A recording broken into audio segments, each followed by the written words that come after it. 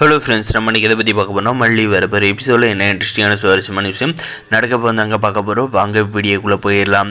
நம்முடைய மல்லியை பார்த்தீங்கன்னா இந்த ராஜேஸ்வரி கூப்பிட்டு, என்ன மல்லி ரொம்ப சந்தோஷமாக இருக்க போல இருக்க, உன் சந்தோஷத்தில் கூடிய சீக்கிரம் கெடுத்து நீ என்கிட்ட டைவர்ஸ் பேப்பரில் கையெழுத்து போட மாட்டேன்னு சொன்ன பேப்பரை வாங்கி கையெழுத்து போட்டு துண்டை காணும் துணியை காணும்னு ஓடுற நேரம் நெருங்கி வரப்போகுது மல்லி.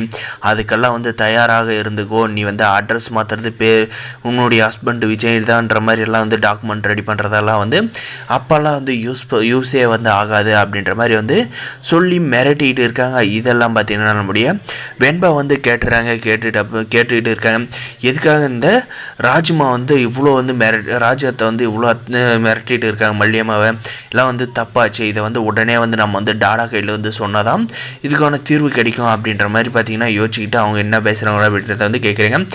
நம்மளுடைய மல்லியும் பார்த்தீங்கன்னா அந்த ராஜேஸ்வரிக்கு சலைச்சுவங்க இல்லைங்க. உங்களால் என்ன தான் பண்ண முடியும் பண்ணுங்கள், நானும் பார்க்குறேன். இந்த குடும்பம் தான் என்னுடைய குடும்பம், மல்லி தான் என்னுடைய மக, விஜய் தான் என்னுடைய ஹஸ்பண்டு. இவங்களை விட்டு நான் போகணுன்னு நினச்சா அது என் உயிர் போனால் மட்டும்தான். மற்றபடி நீங்கள் எவ்வளோ பிளான் பண்ணி இந்த வீட்டை விட்டு என்னை அனுப்புனாலும் சரி, நான் கண்டிப்பாக போக மாட்டேன். அதெல்லாம் தவிடு பொடியாக்கி உங்கள் முன்னாடியே வாழ்ந்து காட்டுறனாலே பாருங்கள், நீங்கள் தான் துணியை காணும் துண்டை காணுன்ட்டு உங்கள் வீட்டுக்காரர் இருக்கிற தவுக்கு கிளம்பி போக போகிறீங்க.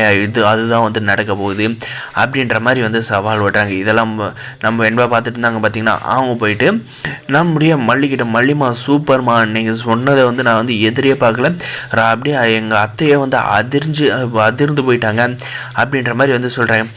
குட்டி வாண்டு, என்ன தைரியம் தான் நீ என்னை அசிங்கப்படுத்தி மல்லிகையில் பெருமையாக மல்லி பெருமையாக பேசிகிட்டு இருக்கேன். உனக்கு அவ்வளோதான் மரியாதை. பார்த்தியா, நீ ஏதோ தம்பி பொண்ணுன்றதுனால உன்னை விட்டு வச்சுருக்கேன், இல்லைனா உன்னை ஒரு வழி பண்ணியிருப்பேன் அப்படின்ற மாதிரி மிரட்டுறாங்க. அதுக்கு பார்த்தீங்கன்னா நீங்கள் மட்டும் என் மேலே கையை வைங்க, என்னுடைய டாடா உங்களெல்லாம் அக்கான்னு கூட பார்க்க மாட்டாங்க, அவ்வளோதான், நீங்கள் இந்த வீட்டிலே இருக்க முடியாது அப்படின்ற மாதிரி எல்லாம் மிரட்டுறாங்க.